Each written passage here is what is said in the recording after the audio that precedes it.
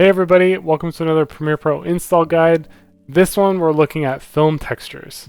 And we've got some footage here of people doing something that you should do if you don't want to live a long and healthy life, and that is smoking.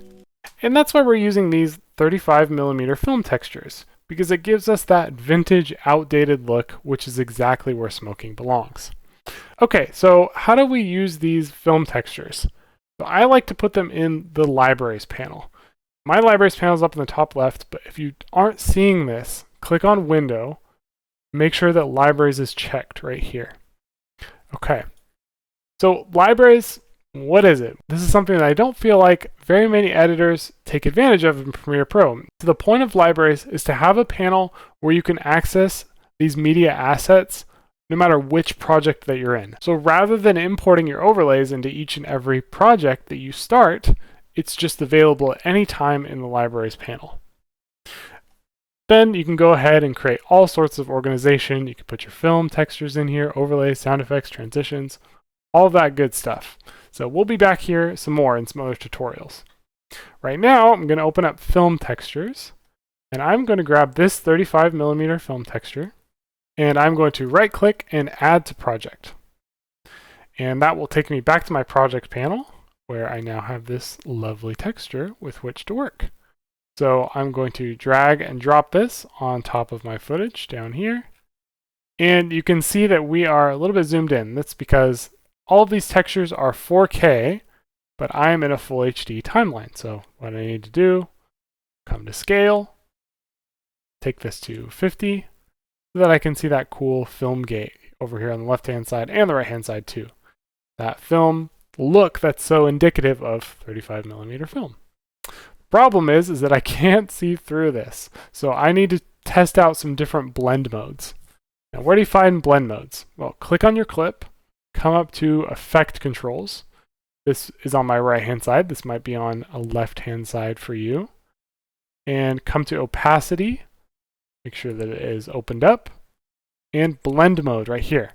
Now, there's a lot of different kinds of blend modes.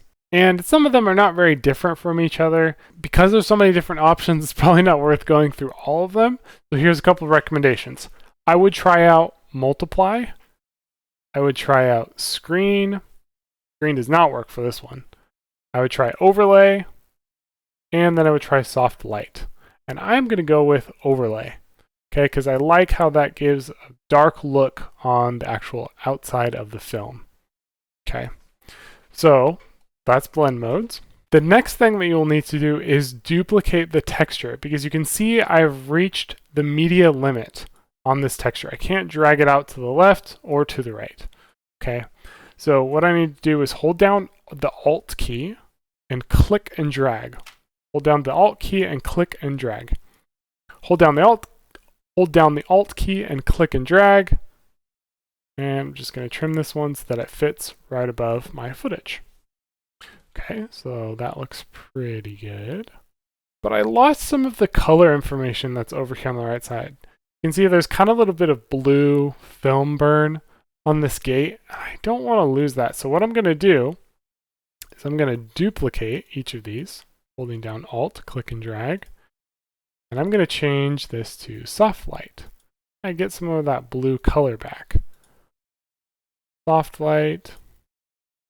That gives us a little bit more texture, and it gives us that color of the film burn over here on the left-hand side. I like that a lot. So that's how you use film textures and blend modes. Okay, so I'm going to pull this back to the beginning. I'll show you all of the different film textures that I've been using in this sequence. And then I've got a little public service announcement there at the end.